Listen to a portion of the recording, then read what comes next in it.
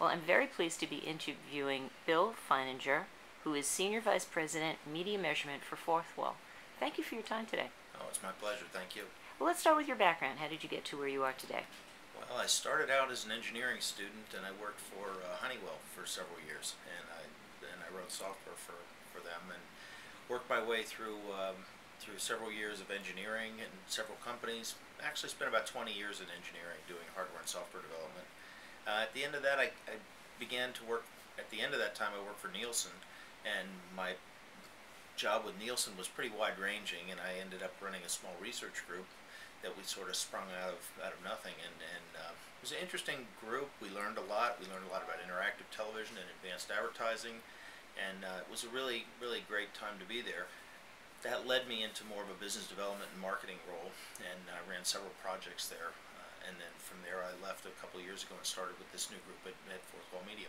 What years were you at Nielsen? How long were you there? I was there for almost 16 years. I started in '94 and I left, I guess it was about 2010. So it's been a couple of years. So you've seen measurement change because it went to people meter boxes during that time? Yeah, when I got there, the people meter was already deployed in the national sample. It wasn't in the local sample yet, but the active passive meter wasn't out yet. So I was part of the team that helped build the active passive metering system. So now at Fourth Wall, what job did you have when you first entered, and where has it taken you? So when I came to Fourth Wall, it was a great company with great technology and with an idea that we were really interested in getting into some kind of measurement and data delivery systems. It was always kind of in the company's DNA. We really wanted to be a data and services company, but along the way we had to build applications and platforms and other technologies for the cable systems to get there.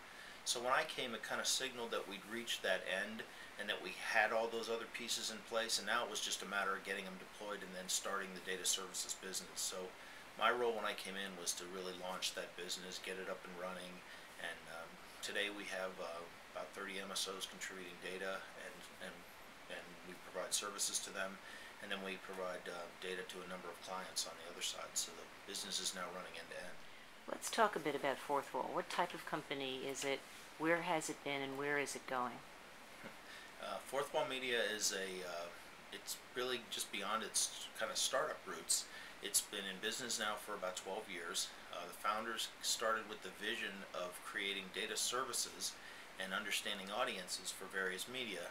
At the time, it was really an internet services company, but over time it's evolved into an interactive television services. So today we produce eBIF platforms for a number of different clients. We're both on the Motorola and Cisco platforms. We also have applications that run on top of those eBIF platforms, both our own and other compliant platforms that are in the field today.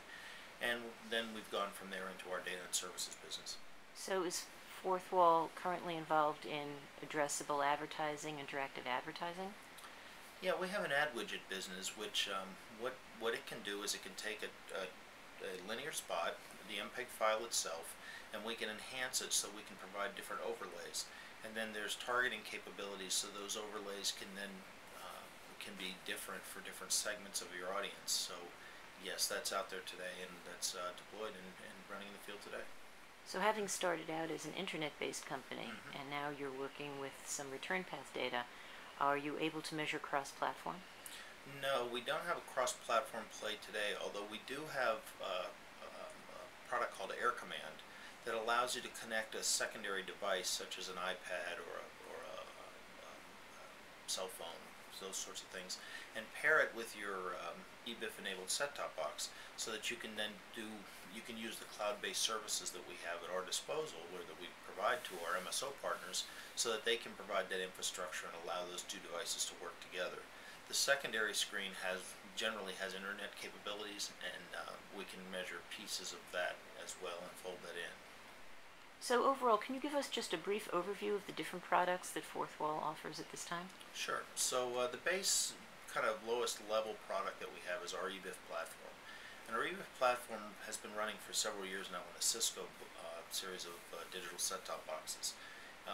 That's, like I say, it's been deployed for several years and in many MSOs. Last November we got certification on the DCT 2000 class and above boxes from Motorola. So now our eBIF platform is running on the Motorola digital platforms as well. On top of that, we have a number of TV widgets or applications that run on that. They can be anything from caller ID to providing news, sports, and weather through a gateway server that we have that pushes those to the platforms. So that's that set. There's other kinds of things that we're offering there, such as the ability to upgrade your services or those kind of things. So those all have to be integrated with the back office, but they're all there, and those things are working today.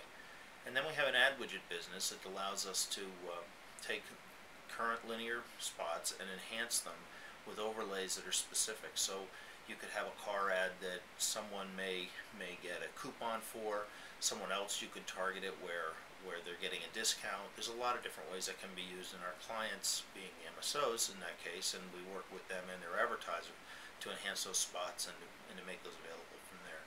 And then lastly is really our data and services business. It kind of sits above that. So all of our applications and all of our platform services provide data, and with that data we can then license it. We can produce our own reporting services from it. We're currently producing reports for 14 MSOs, and we're continuing to drive that forward into the rest of our footprint.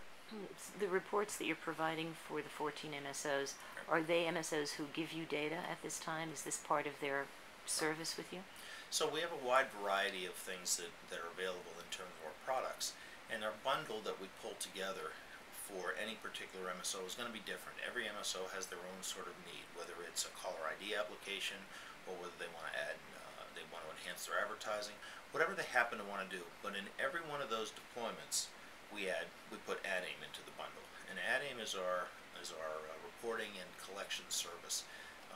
We collect that data. We from the set-top box. Then we do reporting for the client, which would, in this case is the MSO, and we provide that to them as part of the service that they get. For that, one of the things that we receive is the access and rights to use that data in other services that we then produce and provide.